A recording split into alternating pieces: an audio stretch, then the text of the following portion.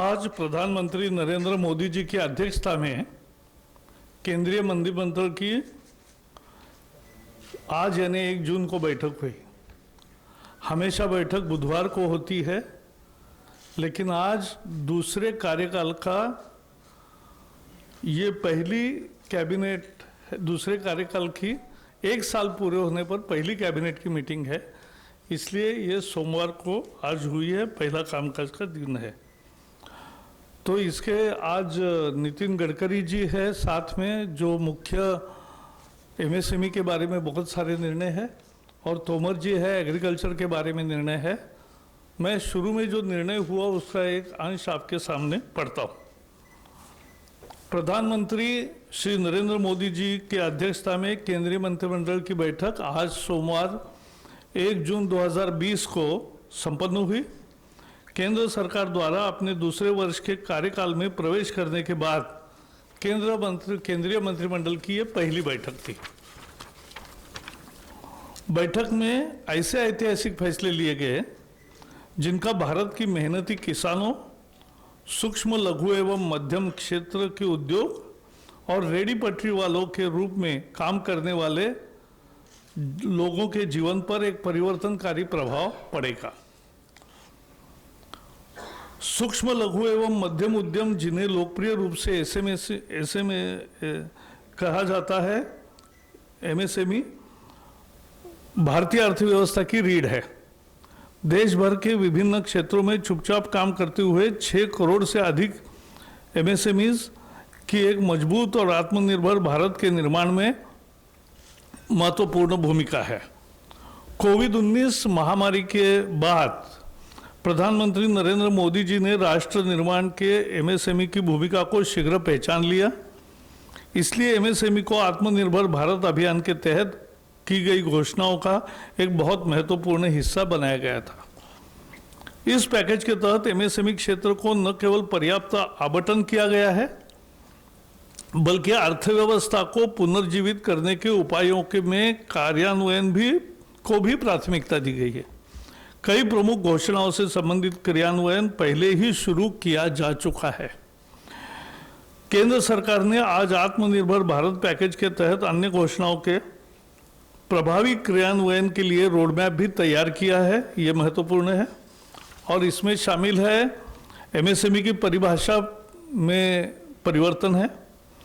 ये व्यवसाय करने को आसान बनाने की दिशा में एक और कदम है और ये एमएसएमई क्षेत्र के निवेश को आकर्षित करने और अधिक नौकरियां पैदा करने में भारत में मदद करेगा। जो एमएसएमई संकट में है उनको इक्विटी सहायता प्रदान करने के लिए अधीनस्थ ऋण के रूप में 20,000 करोड़ रुपए का प्रावधान का प्रस्ताव आज कैबिनेट द्वारा औपचारिक रूप से अनुमोदित किया गया। इससे 2 लाख ऐसे जो संकट में है ऐसे एमएसएमई को फायदा होगा। एमएसएमई के लिए 50,000 करोड़ रुपए की इक्विटी निवेश का प्रस्ताव भी पहली दफा हुआ है। ये एमएसएमई को ऋण इक्विटी अनुपात के प्रबंधन और उनकी क्षमता वृद्धि में मदद करने के लिए एक ढांचा तैयार करेगा। यह उन्हें स्टॉक एक्सचेंज में सूचीबद्ध होने का अवसर भी प्रदान करेगा। इस तरह की सहूलत पहली दफा मिल रही है एमएसएमई उद्योगों को। एमएसएमई की परिभाषा में बढ़ोतरी और परिवर्तन किया है। भारत सरकार ने आज एमएसएमई की परिभाषा को और संशोधित किया, क्योंकि जब पैकेज घोषित किया था तो एक संशोधन दिया था, लेकिन आज इकाई की परिभाषा बढ़ाकर 1 करोड़ रुपए के निवेश और 5 करोड़ रुपए का कारोबार कर दिया गया। लघु इकाई की सीमा बढ़ाकर 10 करोड़ रुपए का निवेश और 50 करोड़ रुपए का टर्नओवर कर दिया गया है। इसी प्रकार मध्यम इकाई का निवेश सीमा बढ़ाकर 20 करोड़ रुपए तथा 100 करोड़ की जगह 250 करोड़ रुपए का कारोबार कर दिया गया है। गौरतलब है कि 2006 में एमएसएमई डेवलपमेंट एक्ट के अस्तित्व में आने के 14 साल बाद यह संशोधन हुआ है। पैकेज की 13 मई 2020 को घोषणा के बाद अनेक प्रतिनिधियों से मिले और घोषित संशोधन अब भी बाजार और मूल्य निर्धारण की स्थिति के अनुरूप नहीं है, इसे ऊपर की तरफ और संशोधित किया जाना चाहिए, इस तरह का फीडबैक आया। इन आवेदनों को सुनते हुए प्रधानमंत्री ने मध्यम एवं मैन्युफैक्चरिंग सेवा इकाइयों की सीमा को और बढ़ाने का निर्णय किया।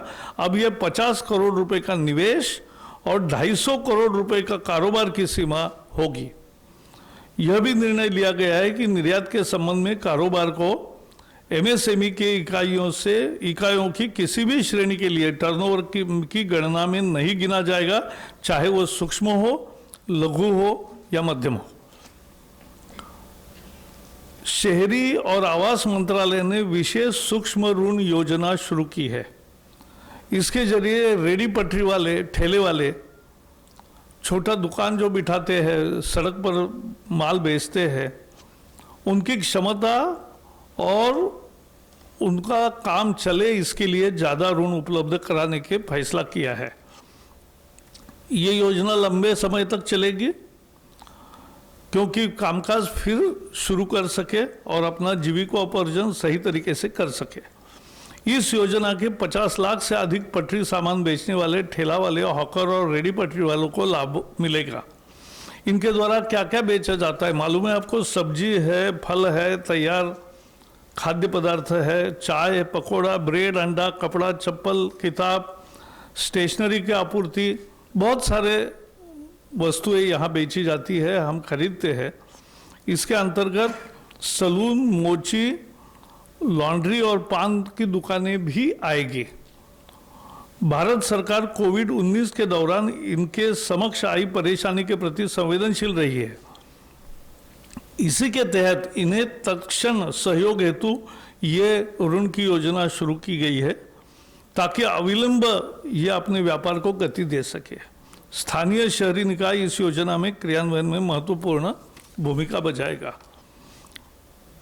शायद भारतीय इतिहास में पहली दफा आज़ादी के बाद ऐसा निर्णय लिया गया है, जबकि फुटपाथ दुकानदारों और रेडी ठाने वालों को, चाहे शहरी क्षेत्र या ग्रामीण क्षेत्र के हो, इस योजना के तहत इन सभी लोगों को, वर्गों को 10,000 रुपये का ऋण दिया जाएगा। इसे वो मासिक किस्तों में अधिकतम 1 वर्ष के अंदर वापस लौटा सकते। समय पर भुगतान करने को वालों को 7% वार्षिक ब्याज सब्सिडी के रूप में लाभार्थी के बैंक खाते में जमा कर दी जाएगा। इसमें किसी तरह का दंड का प्राविधान नहीं है। इस पहल से इन वेंडरों एवं अन्य विक्रेताओं को आर्थिक उन्नयन में मदद मिलेगी। इस योजना के क्रियान्वयन में किसी तरह की कठिनाई ना हो तथा जिन्हें इसका लाभ मिलना है उन तक यह सही ढंग से पहुंचे, इसके लिए मंत्रालय, बैंक एवं स्वयं सहायता समूह की अहम जिम्मेदारी एवं भूमिका तय की गई है। साथ ही इसके क्रियान्वयन में पारदर्शिता रहे, इसके लिए पोर्टल, मोबाइल ऐप भी तैयार किए गए हैं। सशक्तिकरण के लिए टेक्नोलॉजी का उपयोग अन्य काम में भी करने का फैसला हुआ है। योजना के पूर्ण क्रियान्वयन एक वेब पोर्टल के साथ एक डिजिटल प्लेटफॉर्म, मोबाइल ऐप विकसित किया जा रहा है। यह प्लेटफॉर्म विक्रेताओं को औपचारिक वित्तीय ढांचे के साथ एकीकृत करने के लिए, it will be yet another financial inclusion, यह आईटी प्लेटफॉर्म मदद करेगा।